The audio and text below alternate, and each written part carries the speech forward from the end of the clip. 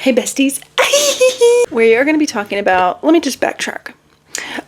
Previously I made a DRAMIONE video and I named it part 1 and I said part 2 coming in the far future when I read, 5/10 more of these. Well, upon reflection / looking at the comments that I got on that, I thought, you know what, I think that it makes more sense for me to make a video about each specific one that I read because it's going to be fresh in my mind. I'll actually have specific things to say on each one. And we can really get my thoughts and feelings. Point is, people who read fan fictions often don't have people in their real life to talk about these fan fictions with. And so they go on the internet looking for that.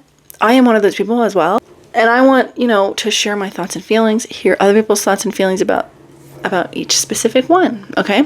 So that was one of the downsides to that video that I made, was like, I was kind of rushing through each one. Not today, unfortunately. This is gonna be quite long. So that's the first thing I have to say. That's what I'm doing now. That's the new plan. Hope you like it. The next thing I have to say is I was absolutely floored by the response I got to that DRAMIONE video. I know it's only a couple comments here and there, but it was like, it meant a lot to me. People put a lot of thought into their comments and they gave me some really good recommendations I haven't heard of most of the ones that people recommended to me. And also people had just like amazing things to say. Same takes, different takes, new exciting takes. Everything, I loved it. I just really appreciate giving your thoughts and taking the time and watching the video. It's just very nice. And also, just like I said, I don't know like-minded people in this area of my life. I don't know anyone in my real life who is like reading those kind of things or these kind of things. So it's very nice to just kind of get that validation and that like camaraderie and that community a little bit on the internet. So I appreciate that. So today we're going to be talking about Measure of a Man by In a Days 22. This is a really, really, really long book. So the summary given by the author, let me just read. To truly know someone is to differentiate between who they once were, who they are now, and who they are capable of being. Hermione realizes the duality of man as she rectifies what she knows of a past life and begins to understand the pieces of who Draco Malfoy is now. A father, a son, and a man. One thing to note, a little bit of background, is this is supposed to line up with the events of the epilogue pretty well. Obviously, Draco and Hermione are together, so that's different, but it's supposed to line up with the year and the kids and the names of the kids and everything. So this is set 13 years after the events of the 7th book, and then there's a epilogue to it that is like somewhat matching up with the epilogue in the original books. Another thing important to note is this is full review, full spoilers, full everything, synopsis, all my thoughts. So if you haven't read it and you want to read it, please do not watch this video. If you have read it and you want to commiserate or talk with somebody about it, this is perfect. And if you gave up because it was so freaking long, this is also for you. I was almost in that category. So this is, let's see, a little bit of the information. This has an explicit rating on AO3. Patronus rating, I did Patronus ratings in the last one, my last video. There is no Patronus reveal. However, there is something that we will be kind of using in place of that is almost similar. There's a little bit of a reveal of sorts. There is some serious Ron bashing in this. I don't know if it's on purpose though. I'm having a real roller coaster with Ron. We're going through it. I'm really hoping that things are going to be looking up, reading Harry Potter and the Order of the Phoenix right now, and I'm just hoping, like, please redeem yourself. I need it. This was published in 2020, completed in 2022, sorry. And it is, are you ready for word count?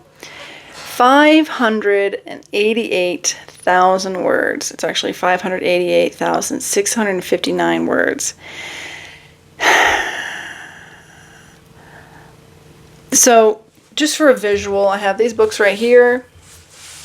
It's 28, according to my numbers, it's 28,000 words longer than the 3 of these books put together. This is Goblet of Fire, Half-Blood Prince, and Deathly Hallows. So this was quite large. This is the longest one I've read by far. The one that I've read, the longest one I've read before this was Remain Nameless, which I think is only like 300 words, 315 or something. So this is quite a bit longer than that. However, speaking of Remain Nameless, if you liked Remain Nameless, I think you'll really like this one. They have a lot of similarities. So next, my overall rating is just like, we did it. We did it, Joe. That's all that's in my heart. If I had to rate it, I probably would give it like maybe a 3. Maybe. I didn't love this one. It was not quite for me, and we will be getting into that. This has over 1,600 pages, just so you know. I'm just going to be going over like overview and then my like specific quotes and stuff that I want to talk about. But before we get into all of that, I think that we should talk about some of the plot lines that are not the romance that do have bearing on, the overall story, of course. So first of all, the cast of characters. This is an ensemble cast in a big way. Hermione is the main character, obviously. This is a POV from her, third person, only her. She's being cottagecore Hermione, and those are the words of the author. Now, there's a little bit of dissonance, because when it comes down to it, Hermione Granger does not have many cottagecore personality traits, so it wasn't fitting, in my opinion. It didn't fit that well. She goes into healing, and she works kind of like on a special case basis under Theo Knott, who is the head of St. Mungo's, so he'll like give her special cases. At the beginning of the book, Theo Knott gives her Narcissa's case. We'll talk about what's going on with her, and she doesn't take it because she knows Narcissa, and she's like, it's just not going to work. After 2 weeks, she actually decides to take it, and this is over 100 pages in. Okay. Next, we have Draco. Draco Malfoy is a father. All right, he does not appear until about page 140. He was talked about just a little bit before that, but mostly he's not a character until then. He is working hard to atone for his past sins. In my previous video, I talked about like the different types of redemption arcs that different fanfictions take, and this one is like he's already done it. Like he's already changed and he's now just atoning. He still thinks he's like not a good person and can never be a good person and no one's gonna love him, blah blah blah. He was married to Astoria Greengrass, and he has a son, Scorpius, also from, this is like same as epilogue. She had a blood curse disease. She was very frail, and she ended up passing away 3 months before the beginning of this book. So she passed away, I think, in November, and this book starts in like February. So since Astoria died, Narcissa has taken over Scorpius's everything, and Draco is very hands-off. And Narcissa is trying to get Draco back into society and like find him a new wife. So he hates that. He does not want to do that. He's very, like, he and his mother have a very difficult relationship, okay? And what he's doing with his life is that he is trying to find the rest of the Death Eaters and, like, bring them to justice. So he's, comes out later that it's actually because of his uncles. Anyway, he's trying to bring them to justice, find the Death Eaters, take them out, to kind of like atone for his sins as well as protect his family. Now, there are some other reasons that come up to it more, that his family has been threatened many times. Like, he is enemy number 1, therefore his son has been having his life threatened many times. So he is working at the ministry with Harry. Harry is an R, and he is working with Harry. He has a special task force just for taking down the Death Eater. So when we first hear about Draco, it's through Harry complaining about having to work with him. Moving on to Harry. Harry is like the same. He's very epilogue compliant. Ron is not so much of a big character. Ron and Hermione dated before the beginning of this book. I think they dated for quite a while. They ended up breaking up because Hermione felt like she couldn't be herself around him because he didn't want her to be so, like nerdy pretty much. And so they broke up, and there's a little bit of a rift because her parents really want her to be with him. They don't understand why they broke up at all, which it's like doesn't. Anyway, she gets closer to her dad through this because she's researching a Muggle illness a large portion of this book. And she's able to get closer with her dad. Plus her dad is more understanding of her feelings. Her mom is like, kind of like really sucks, like really, really, really sucks. I know that she hasn't gotten over like getting her memory wiped and stuff, but she has like new things that she gets frustrated about. Anyway, I didn't like her. Then, and Ron he starts dating this girl named Lisa, like halfway through the book, and everybody hates her. And then this is at the very end, but then he starts dating Susan Bones. And I actually love Susan Bones. She's like awesome. So then we have Narcissa. So Narcissa is, she has dementia, which is not very common in the wizarding world. And so Hermione has to kind of she does some research on the Muggle side of things, which is cool. Narcissa has already done the work, if you know what I'm saying. She takes issue with Hermione, but it's all like, because Hermione's a tomboy and she's like not very proper, and you know, she like wears jeans and stuff. Those are the kind of things that she takes issue with Hermione with. She never says anything about her like blood status at all. By the way, Lucius has died. He passed away very soon after the last book, I guess. Narcissa and Hermione end up kind of striking like an unlikely allyship. They get along pretty well, though in the beginning there's a lot of fighting because Hermione does not like the way that she treats Scorpius, and like Scorpius' strict schedule. And honestly, Hermione is too hard on her. But she's good at her job, I guess. And Narcissa has a few episodes throughout that, you know, Draco and Hermione have to like work together to help her. So, all to further the plot, am I right? Then we have Scorpius. Scorpius is 5 years old at the beginning of this book. So he stopped speaking when his mother passed away. So they know that he can speak, but he doesn't. He's very shy, quiet, reserved. He's not really like a kid at all. He doesn't have time to play. He's always like with his tutor, with his nanny. And Hermione ends up being, actually pretty early on in the book, she starts to become his like person. Like, he leans on her and like holds onto her cardigan all the time, and she's a crutch for him. He is very attached to her, and she is totally okay with it. Malfoy and him have almost no interaction. It is, as they say, the pureblood way that boys are raised by their mothers until the age of 8, and then they're raised by their fathers. And so Narcissa has totally taken over, and Draco has like no say in anything, and he doesn't feel a closeness to him, and Scorpius is scared of him, and so they just are not being close at all. Of course, Hermione takes huge issue with that and sticks her fingers in all those pies. Percy is the next character. Percy is pretty big-ish in this.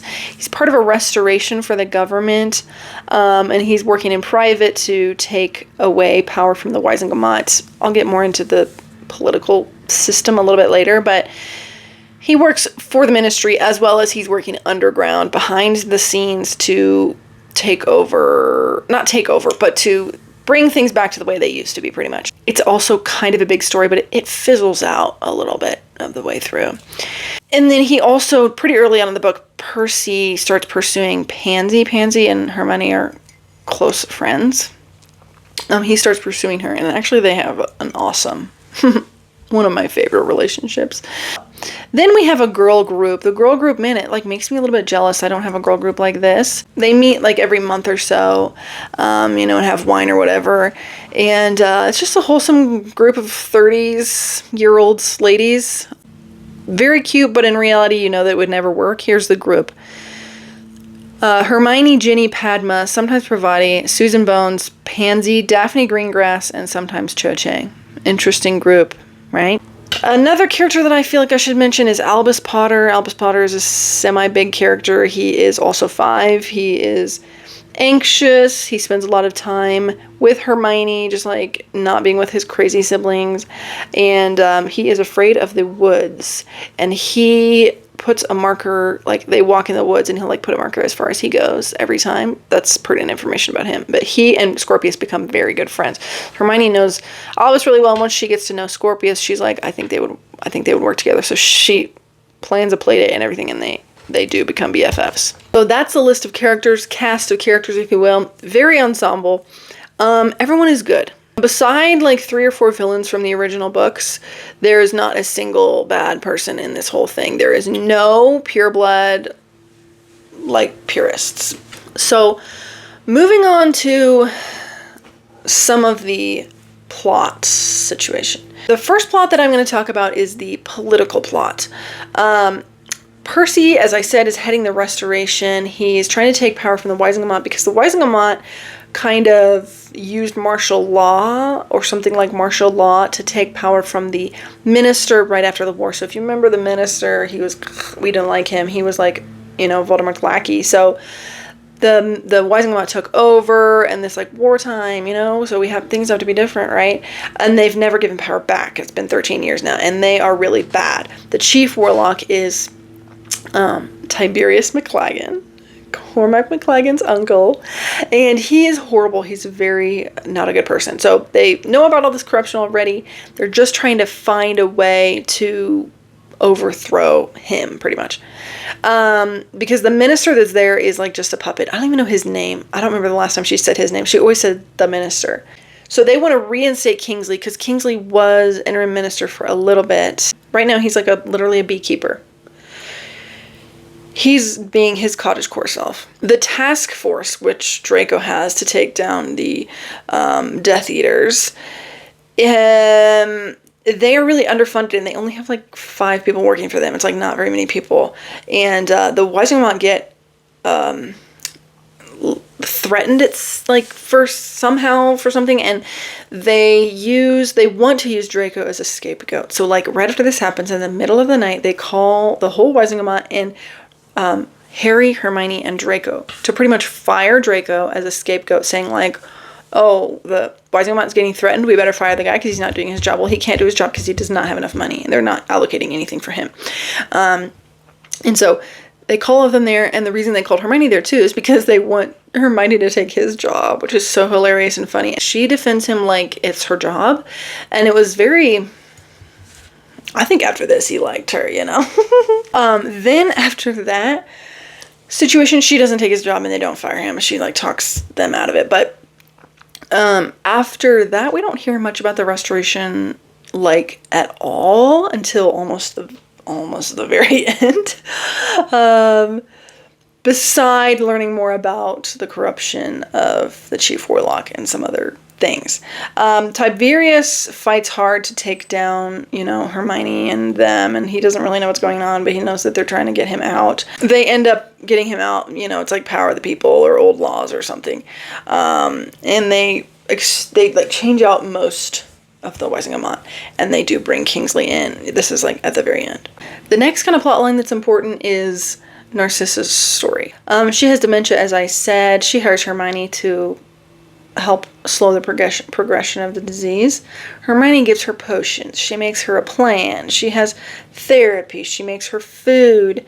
She's pretty much at the Malfoy's house all of the time. She's in the house making breakfast 40% of this book.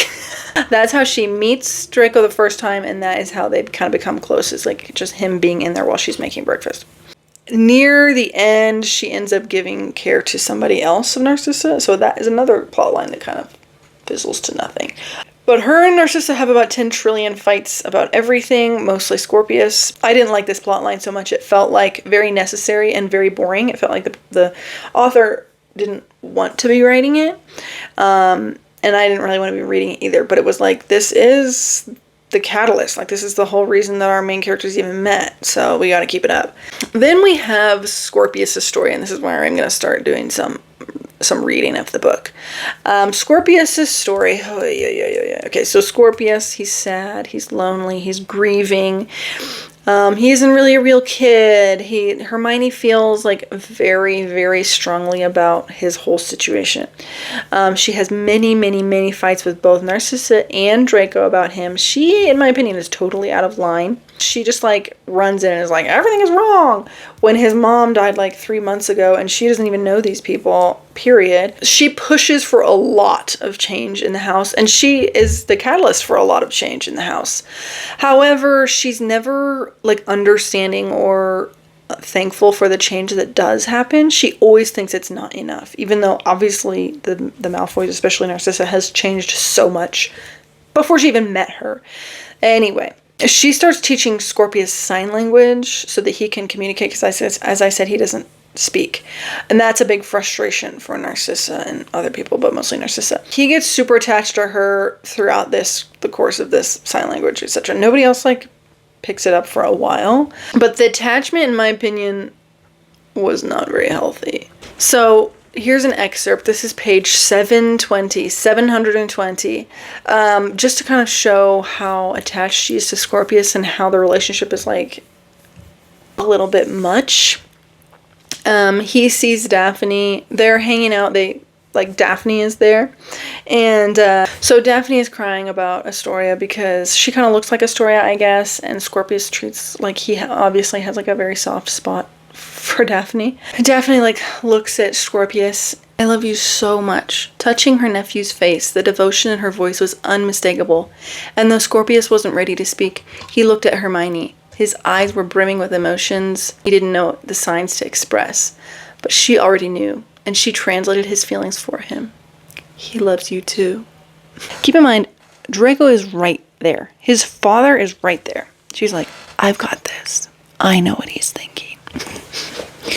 I'm the speaker. It gave me a little bit of an ick. So then much later, page 823, not much later, I guess it's like 100 pages, he comes in and he's like trying to find a name for her. Like he wants to sign a name for her. I can't help but feel like the unrealness about it. I have a 4.5-year-old, and everything that he did, I was like, not very realistic for a 5-year-old. And he's like, he just turned 5. Anyway, so he's trying to figure out a name. She says, take your time, Scorpius. There's no rush. Hermione didn't want there to be another thing to make him anxious. Names were important, but ultimately it was a choice. His choice. Whatever name you choose for me will be brilliant, and I'll love it because you've chosen it for me. Now, I know that there's some undercurrent here. There's like some subtext, I guess, of like how the importance of a name from like a deaf person or a name in the deaf community is it's not like your English name. It's like a name that's like a sign that embodies you. So I think that that's where she was trying to go with this.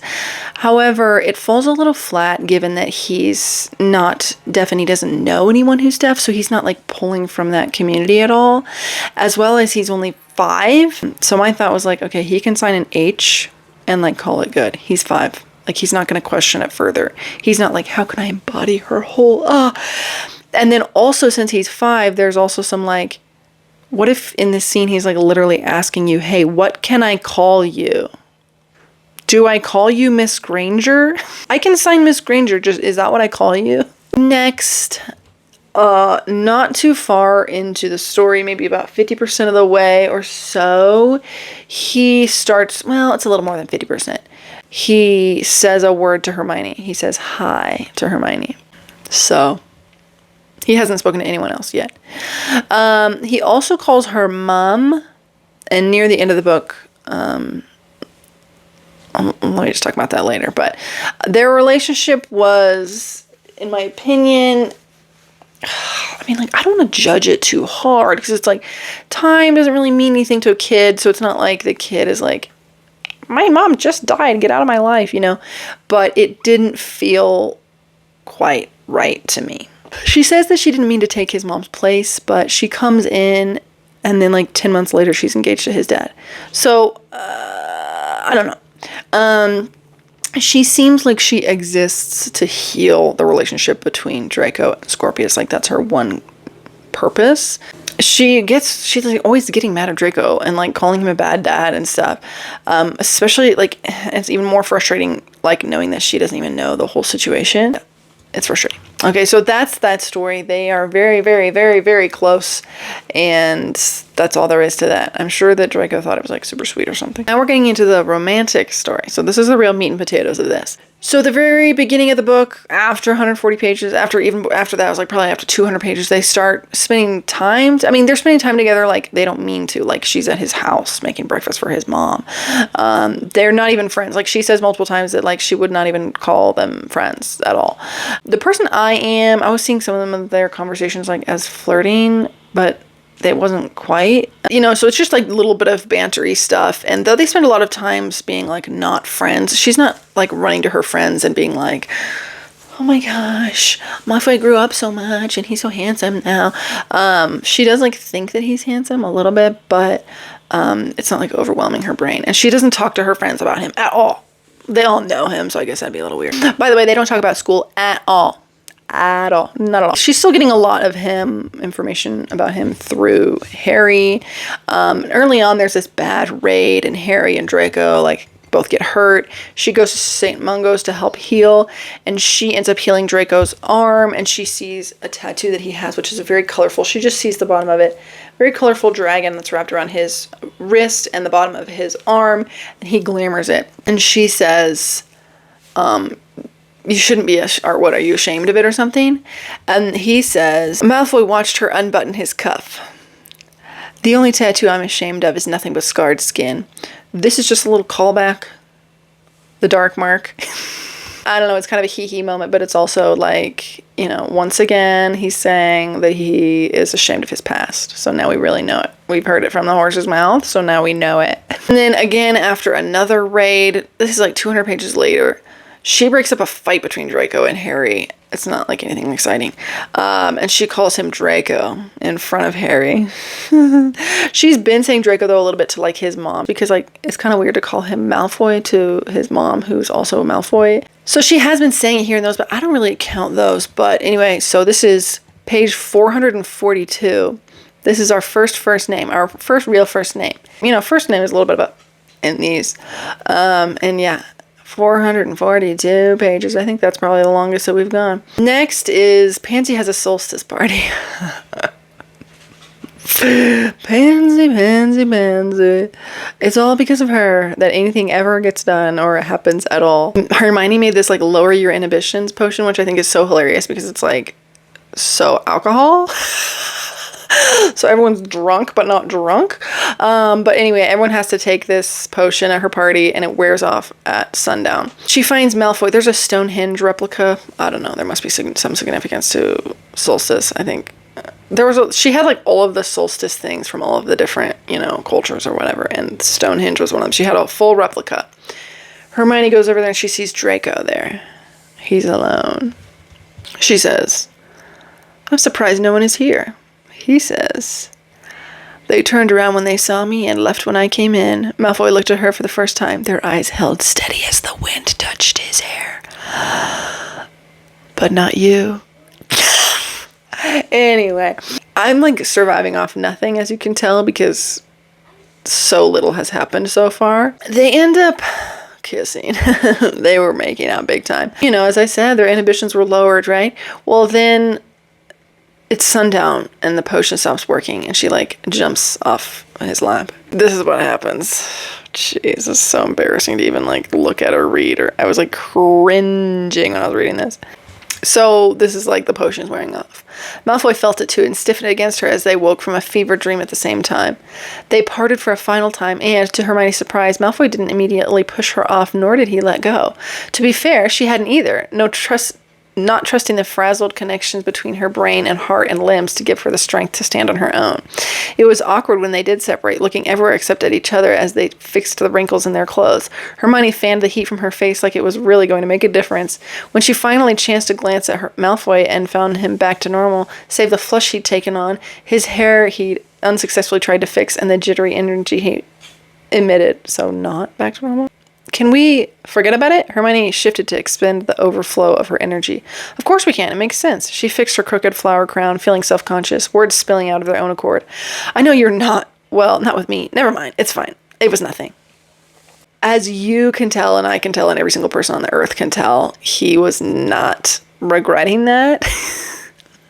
I think when he said, can we, I'm almost positive he was about to say, can we talk about this? Can we talk about us? So anyway, I was living for that scene because I had been getting nothing, literally nothing so far. And that was page 516. So, ooh, running on fumes. Tensions are high and not in a good way. A day or so later, he starts a fight with her because she let Scorpius take a cactus to his house and it hadn't been like vetted first. And he was really angry about that. It was warranted though. I don't know if I talk about this later, but he had gotten gifts mainly from his uncles when they lived in France. Like toys that were poisoned for Scorpius many times. He says he has a room full of poisoned toys. So he has like, he knows everything that's going in and out of the house. And so anyway, they have a whole fight about it. She says, it's a cactus, Malfoy, it's harmless. You aren't in any position to decide what is or isn't harmless to my son. Fascinating you should mention that because as far as I know, neither are you. Hermione was practically vibrating with rage. Okay, let's continue on. Next page. He may like you, Granger, but let me be very clear. Scorpius is none of your concern. He's not. She bristled at his chilly rage, but it did nothing to cool hers. I'm aware. I am completely aware of this, but I cannot continue to do nothing when a child is so distressed that he refuses to speak. Hermione ran a hand through her wild hair. The urge to cry rose in her chest. I would have quit, but I won't be another person who has abandoned him. And yes, I mean you. This author uses a lot of italics. Yeah, so things weren't going great after that fight. And by the end of it, they were like screaming at each other. In the aftermath of it, they do feel guilty. Hermione thinks a lot of apologetic things, but her actual apology to Draco was very lackluster. Very lackluster. So, but they do both make a little bit of changes, especially Draco. He makes a lot of changes to Scorpius' schedule, etc. Just trying to be a little bit more lenient and taking over a little bit more from Narcissa. She sees them interact. He starts to learn sign language. She's gaining a little bit more respect for him as a dad. And he starts to make her tea every morning. And he makes it perfectly to her tastes, of course. But generally, I don't know, he's just being mysterious. But he does seek her out. Seems like he wants to talk to her and, like, get advice from her. And generally, like, know about her a little bit. And, like, he opens up to her quite a lot. This is what they say about the tea. She says, you know how everyone takes their tea, and I barely know how you take yours.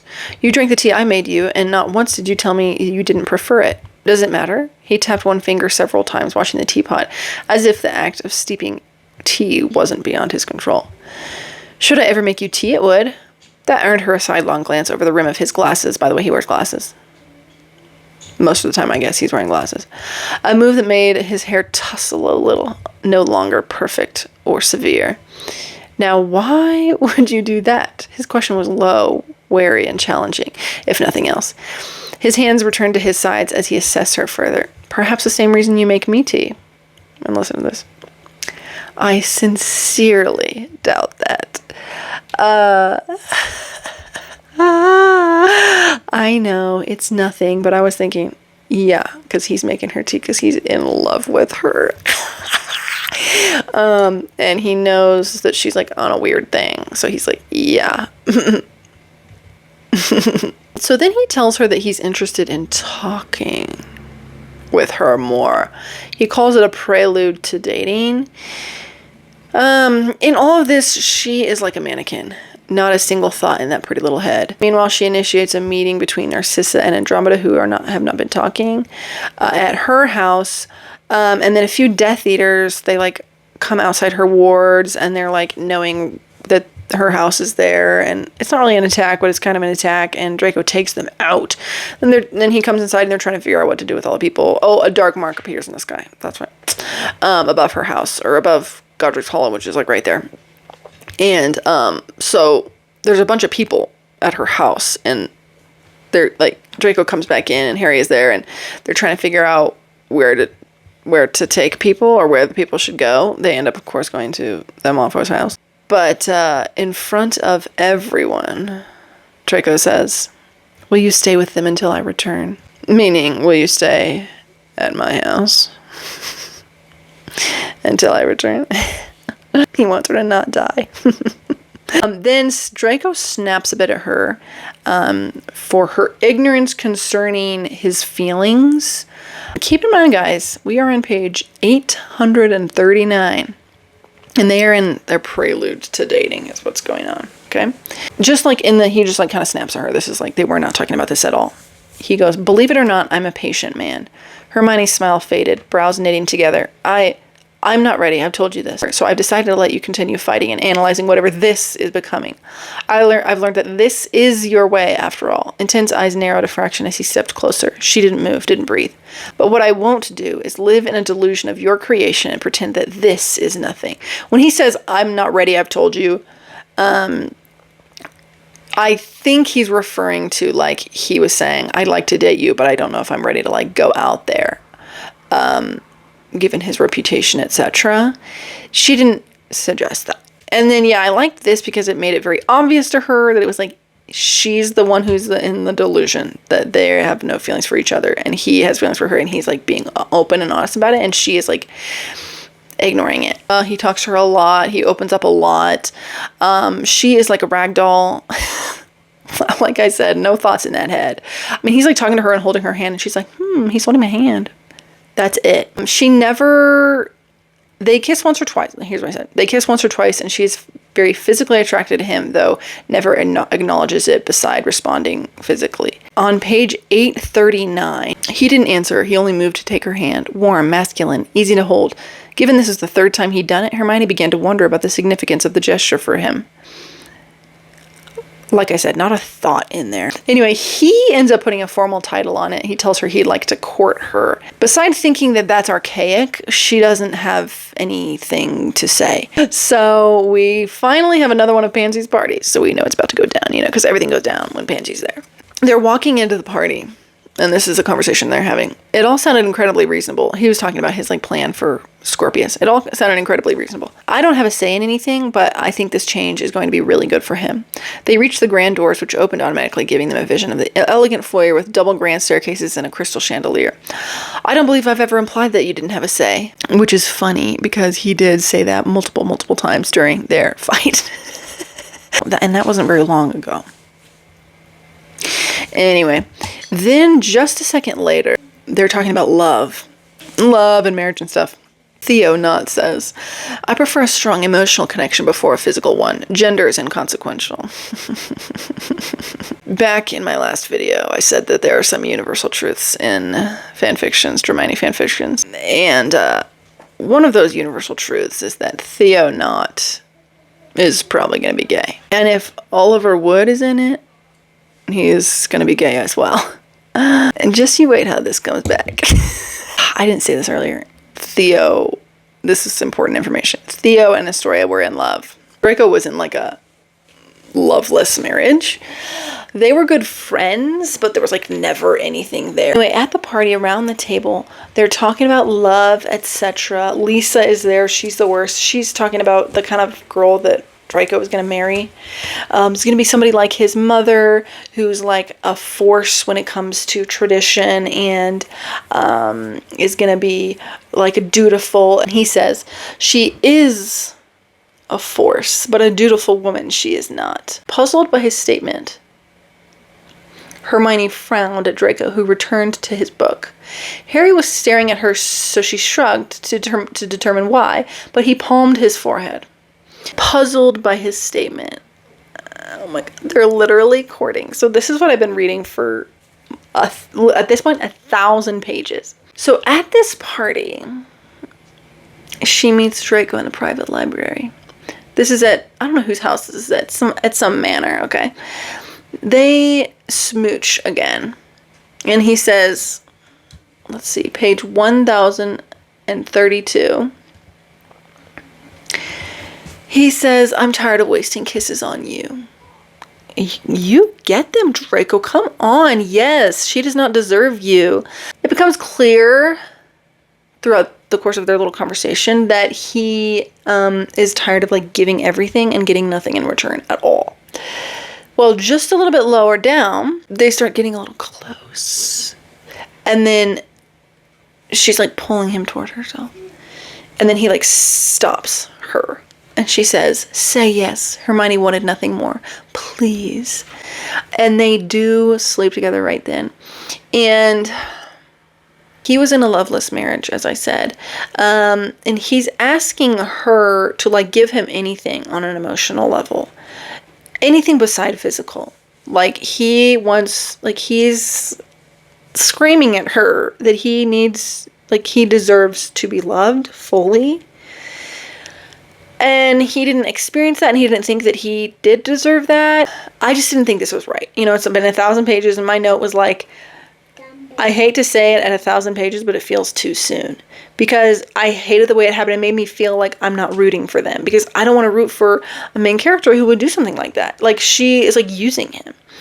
So I just hate it. It frustrates me. After they sleep together, she's like, oh, it's everything. In her mind, she's thinking that. Of course, she does not say anything to him. But not so long after that, Hermione goes to St. Mungo's and hands out biscuits with Scorpius for Employee Appreciation Week. Anyway, and suddenly St. Mungo's gets an influx of a bunch of dudes, mysterious cases. They don't know what's going on, but she's like, I'm going to help. Let me just get Scorpius back to the house first. There's this side plot about werewolves. I haven't even mentioned him yet, but Fenrir Greyback is like enemy number 1. He's like Voldemort 2.0. He's going after Hermione, specifically Hermione. So she goes to Theo's office to take Scorpius back to his house and help out. And then there's like all these explosions in the hospital. The hospital's falling apart. She gets a house elf to come get Scorpius. She's running around fighting Death Eaters and saving hospital staffs. And then she sees the man himself, the beast himself, Fenrir Greyback. And he's there for her. And he like grabs her, and she sees Padma laying on the ground like all cut up. And she's like, please, please, I'll do anything. I'll go with you if you just let me save her. And he does, which is like so weird. And she like stops her bleeding, etc. And then he grabs her and like pulls her back by her hair, and they apparate somewhere into this like little shack or something. I don't even know where they went. She like stabbed him or something, and then she apparates out and she splinches herself really bad. She like loses fingers and like literally half of her leg. Let me read a little bit about that because it's kind of iconic. A shack faces, they landed in a tangle of limbs outside. This is Fenrir takes her somewhere. Whether from the trauma, the poison, or the horrible apparition, Hermione doesn't know, but she vomited until there was nothing left in her stomach. Greyback was disoriented too, stumbling around blindly long enough to momentarily forget about her and his wand, which was beside her. Desperate, she lunged for it, seized it, and screamed, Sectum Sempra! Which is like so amazing. I'm thinking, yay, she knows how to do magic, because you know what? It's been a while, baby. White light shot from her wand and hit and Greyback howled with pain. She follows it with a blasting curse. Hermione stumbled away, gasping for breath, and cradled her mangled wrist to her body while holding her side. He like crushed her wrist. Then she apparates out. Her wrist is messed up. She has poison in her lungs. Her fingers are gone. Half her leg is gone. Nobody knows where she is. She don't even know where she is. She passes out. She has a couple seizures. Guess who finds her? Actually, that action scene was pretty iconic. It was actually really good. And I liked that he didn't save her, like she did it. Granted, she did mess up a little bit, but it was hard. She was doing it herself. And then he found her in the absolute moment of need, and he created this. He created a portkey all of a sudden and got her back to the hospital and blah, blah, blah. Then she's passed out for like a long time after that. So then he and all her friends heal her back to health. But while she's in the hospital, Tiberius McLaggen, yes, the man himself, the chief warlock, is really interested in her memory of the event. He is trying very hard to get it, and so they are watching her around the clock. He wants to take it from her, like, without her consent, like, while she's still unconscious, and they won't allow her to do that, but they're kind of curious as to why he wants to see it so badly. She ends up giving it to her friends, and they watch it. So they don't really know why he wants it so badly, and she ends up going to a trial for them to get it, but then there's like some hullabaloo and something happens and they end up not taking it. Slightly later, she's talking to Susan Bones. Susan Bones is like the main healer, and she mostly healed her. Susan Bones is like talking about what happened, and she says this: I will say Malfoy was the only one who knew everything you kept up with, like all of the trillion things that she's doing all the time. He gave orders and didn't accept arguments. Naturally, Harry had to break up things up a few times between him and Ron. Hermione could only imagine how that went. I don't think anyone knew you two were together. We're not. She shifted uncomfortably in her seat as another topic rose from the place it had been buried in her mind. I mean, we're in this in-between phase where a lot of things aren't spoken or official, and it's time, and the time isn't right. He's been ... careful. She doesn't say that. She's thinking it. And I'm thinking, but it is official. You guys are courting, like legit. Did you forget? Okay. When she's just a little bit better, they sleep together again. And this is page 1211. So tired of her. Okay, so they sleep together, and afterwards she says, what do you want to talk about tonight? Anything would have been better than... Oh, this is insane. Okay, so literally right after they sleep together, she thinks that the word love comes into her mind. Then she says, what do you want to talk about tonight? Anything would be better than the sheer insanity she was ready to confess with the slightest push. Draco, whose hand was touching her hair, paused in his action. Us. It was the very last thing she wanted to speak about at that moment. She didn't trust herself or anything she was likely to say. And this is the real kicker. I think she heaved a sigh and closed her eyes. It feels like everything's too fast, too busy, too chaotic. I wish we could slow it down and let things settle. I know there's a lot undefined, but I just like that where we are right now. I'm not ready for that to change just yet. Draco continued stroking her hair, but said nothing. Yeah. Did you hear what I said? This is page 1211. And she said, things are just going too fast. Babe, so many things have happened. So many things have happened. Not between them, though. After that, he ices her out. I love to say it because I love that it happened, and I wish that he would have kept it up. She does not deserve him. On page 1213, brick by brick, he was painstakingly walling himself up and retreating deep into the same thoughts he'd been wading through for the past few days. He said, baby, let me use that clemency. Get out of here. Anyway, he tells her that he's totally done with her wishy-washy BS. Until she knows what he wants. Until she knows what she wants, it's just not going to work. That's what he says. She's still staying at their house, of course.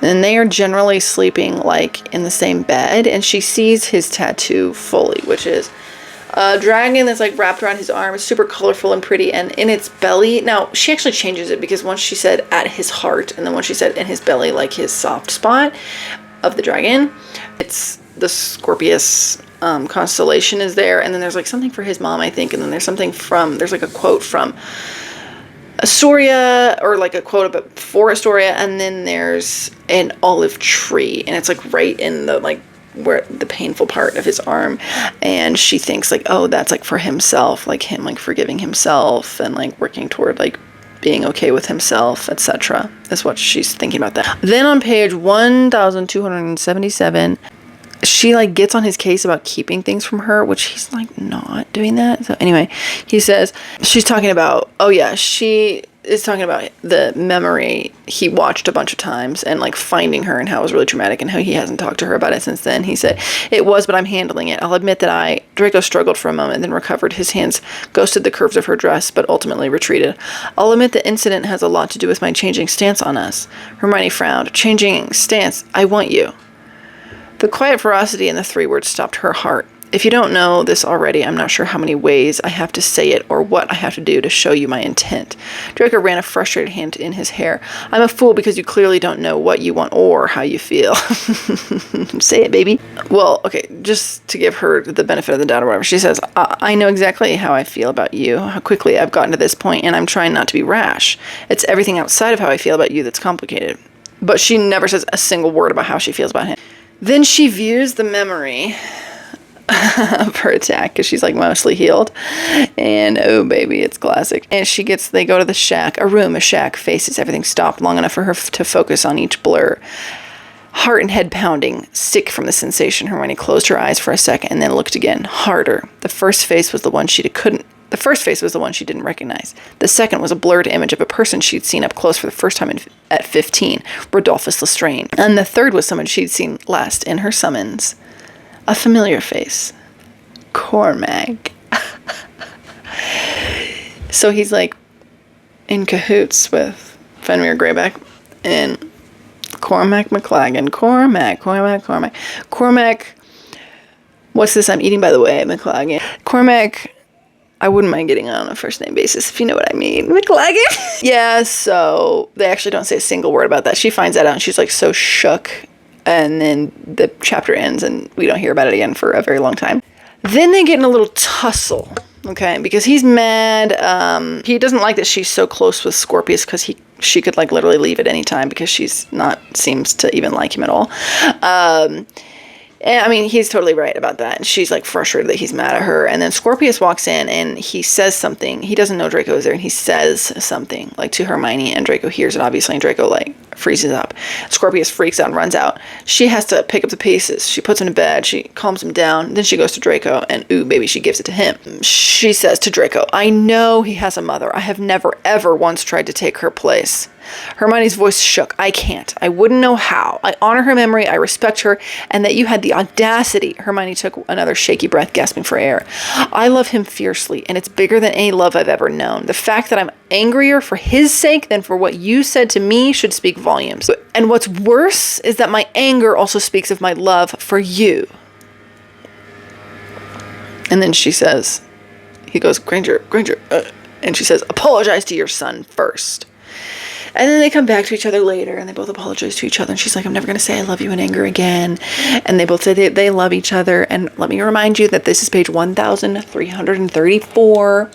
And you know, I love a good slow burn. But it seems like she don't even like him. Let's keep going. So anyway. So then after that, they're kind of an item. That's the fact is they're kind of an item. He gets a tree for her from Malfoy Manor.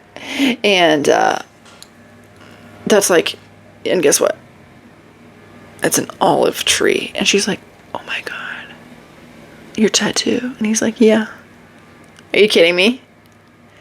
So that's what I'm talking about, Patronus reveal. This is tattoo reveal. He had that thing on him a long time ago. Who knows when he got it? And you know what he says? He says, don't ask me when I fell in love with you because I can't tell you. Huh? No, tell me. I want to know. Please. I need dates. I need the exact second where you felt like you were falling in love with her, period. Then they have a Christmas celebration, just the three of them. Hermione unveils. She does a soft launch of her name for Scorpius, which is the sign language word for son. And he flips out. He's so into it. Then just a little bit later, he gives her grandmother's ring. It's so anticlimactic. He doesn't even propose or anything. He like just gives it to her. And she's like, I don't know. There's no like, oh my God, we're going to be married. No, nothing like that. Then I don't know what happens. Politics are in shambles. Everything is going to crap. Then they also agreed to not like fight battles together so that Scorpius would always like have a parent so they wouldn't like both die. But then they get a message that they've tracked Fenrir Greyback and they go there right away, both of them. They don't even question it. Both of them go right away. They find Fenrir. They're like running through the woods. They get him. They stun him. And this is what happens. For all her anger and fear and hate, she still couldn't cast the spell. The emotions were there, aching in her bones, but they were masquerading as one another and mutating like wisps in the wind. You can't. Harry lowered her arm with a shake of his head. You have to mean it. No, Draco's words were forged in the fire of determination, pain etched in every muscle it took for him to raise his wand. No, you don't. Emotion blurred the lines between reality and belief. Draco dressed his fear as hate. Avada Kedavra! So Draco did it. He kills Fenrir Greyback. And that is the final hour. This is page 1624. This is 97% of the way through the book.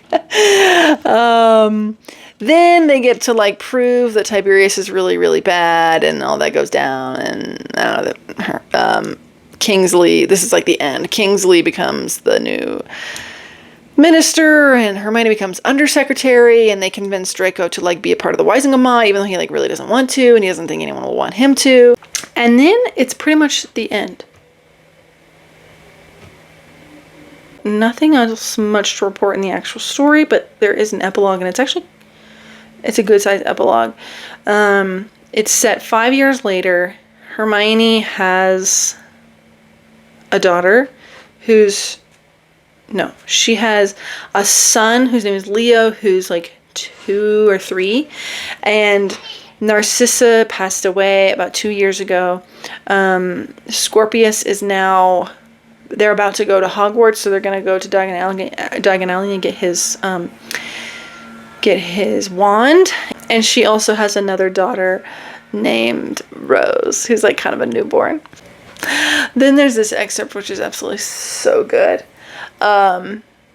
Theo openly dated Lee Jordan for 6 months, a Patil cousin he'd met at the wedding for a year, and Oliver Wood called it. Amazing. So my overall thoughts. I didn't mind Draco being a dad at all. I liked his dadness. I thought it was cool. I don't love trying to make the epilogue canon, because we all know it's not. I mean the original epilogue. I didn't like the original epilogue. So, and I mean Hugo and Rose, like, do you remember how insanely those names were clowned when that book came out? Anyway, point is, it just I mostly liked Draco's character, and I mostly like Draco in this. I did not like Hermione. I really hated her for him. I didn't like them together because of the way that her personality was. She wasn't proactive enough. She was disrespectful toward him and his family. She wasn't recognizing how far they had come, and she didn't know the reasons why Draco was doing certain things, but she still judged him off of like that he was just doing things wrong. I didn't like her relationship with Scorpius. I felt like she's totally overstepped. And one thing is that she kind of let the 5-year-old take the reins as far as, you know, like, I'm not overstepping if he's into it, right? But that's not the case because you're the adult and you set the pace. So I didn't like that. I didn't feel that it was healthy for him or her. And then also Scorpius I didn't like because he seemed extremely unrealistic as a kid to me. It's very hard to write kids. It is very hard. There's very few books where I'm like cool with the kid that they've written, but in this case it was like, you know, kids in books are always like wise beyond their years. So I didn't like it very much. The romance really fell flat for me. It was like 0% to 10%, and then it was like 30% for like 700 pages. And then it was 100%, but like not in a good way. Whenever they got to a new level, I was like at the middle of the next chapter before I realized that they even had gotten to that level. Asking to date, saying that he was interested in her, asking her to court, telling her his intentions, all of it was met with this weird like, attitude. Like she didn't accept nor reject it. She seemed like she was totally oblivious, not only to his feelings, but also to her own.